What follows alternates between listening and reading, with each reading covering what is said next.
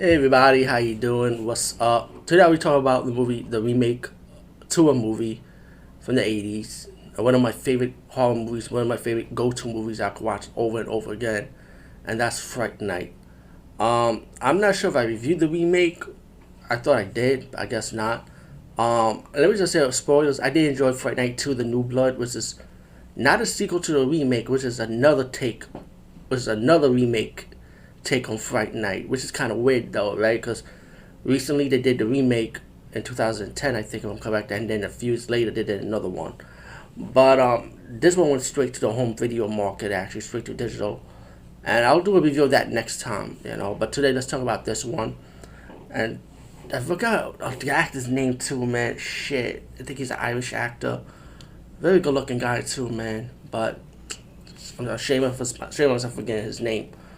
But I know that the lead actor in this movie in the remake passed away years ago, and he was also in Star Trek remake, also the sequels to it too. And it was like a big thing, by the way, which it was though, you know, because I just say anyone that passed away, you don't want that to happen to nobody. It's sad, you know. But with that being said, rest in peace to him. But this remake, it was weird because for me, sorry, I went to see Conan remake, and this movie came out at the same time as that Conan remake also, so you got two remakes. And I went with a horror group to see Conan, which is kind of weird. I went with a horror group to see Conan instead of the Fright Night remake. And Charley said the Conan 3D remake, the remake Conan movie was with Jason Momoa. I had a horrible experience overall with the horror group I was with. And even the movie was terrible, and it was a waste of my money, and I feel bad for watching that movie. And I look back on it and I said to myself, I wish I saw the Fright Night remake instead. But anyway, later on, I did see the Fright Night remake, and I realized this movie was actually good, though. I actually enjoyed it. And this movie does have replay value to me, and it was a go-to movie also. And I liked it because they made it their own. You know, like when you talk about horror remakes, and there are a lot of horror movies remake I do like. There's probably like one or two I did not like, but overall, my love for remakes been pretty good. You know, but the Fright Night 2010, man, was really good. Was really enjoyable. You know, it had a replay value, had good acting, good horror. The CGI was, but still, I ended up enjoying it. You know, um, this time the movie takes place like in Las Vegas, in a small community like town. You know, like a mini housing town. I would say housing village town, getting rebuilt. You know, and you got this guy, he's like popular in high school, but before that he was a geek, you know, and he has this friend that was also a geek trying to talk to him, but his friend don't want to speak to him no more because it's like he's kind of embarrassed by him. But later on, he's trying to like con him, like saying, you better come with me to this house where our friend is missing, or I'll show your new friends, your popular friends, that we did this geeky video to embarrass him. So later on, he went with him to the house and realized that, telling him, hey, your neighbor's a vampire, you know.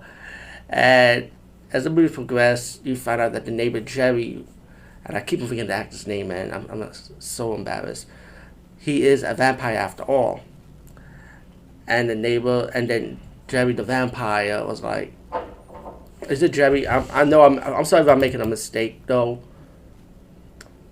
And actually, you know what? I want to find that actor's name. And this video is going to be a long video, but hey, it's a podcast.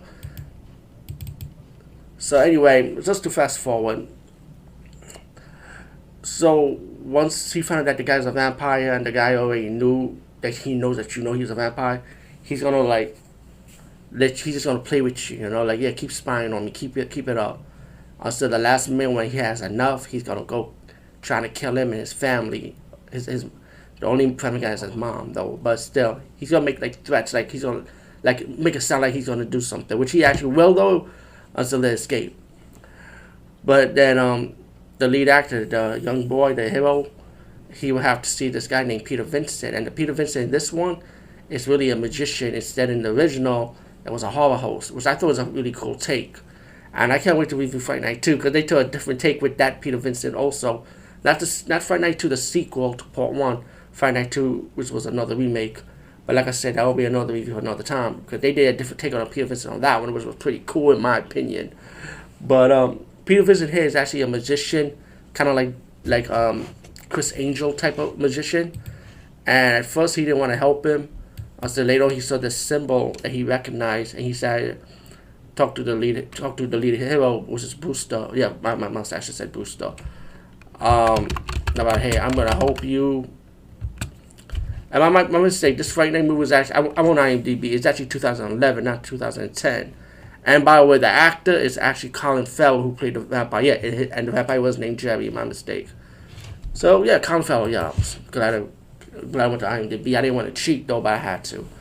But anyway, so then when Jerry trying to get into the house later on,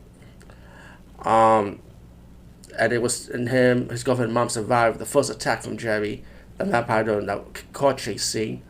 Peter Vincent called him and said, hey, I'm going to help you out. I'm going to tell you what's going on. Later on, Jerry was able to kidnap the guy's girlfriend, and Bruce still said, okay, you know what, I got to stop him. So he decided to go hunt the vampire down. Later on, Peter Vincent decided to come and help him also.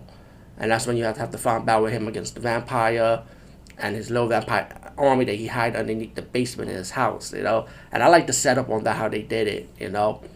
All in all, I really did find myself enjoying this movie, though. Like I said, I mean, I wasn't disappointed, you know. And I wish I saw this in theaters instead of that Conan 3D remake. Or Conan 3D, I would say. Let's put it like that. Which was a totally waste of my $23. Anyway, Fright Night Remake 2011, not 2009 or 10, my mistake. Check it out. I highly recommend it.